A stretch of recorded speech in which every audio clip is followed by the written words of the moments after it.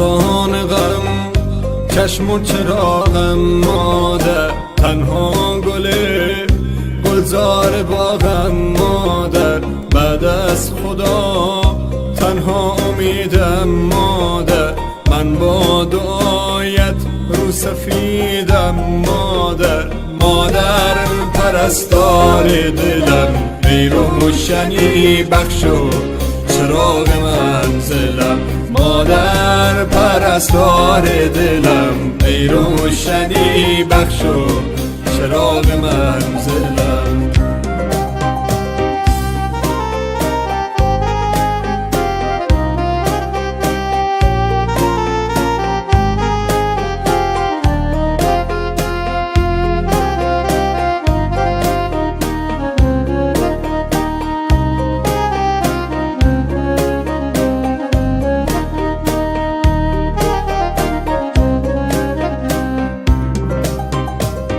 قلب منی این آرزوی آخر است، گویم بهش در زیر پای مادر است. ای وای من قدر تو رو نشناختم، من را ببخش تنها به خود پرداختم. مادر پرستار دلم، ای روشنی بخشو چراغ منزلم.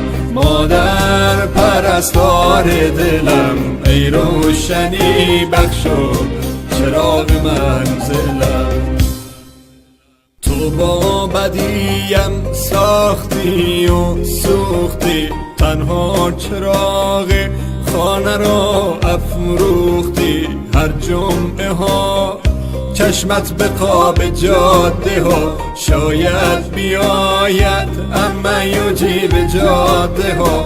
مادر پرستار دلم، ای روشنی بخشو چراغ منزلم.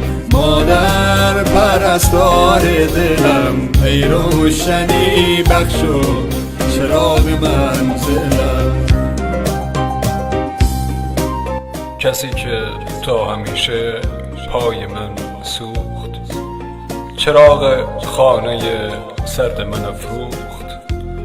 شبی که سر به بالین تبم من، شبی که سر به بالین تبم من، زمین و آسمان یک جا به هم دوخت. زمین و آسمان. مادر تویی دار و ندار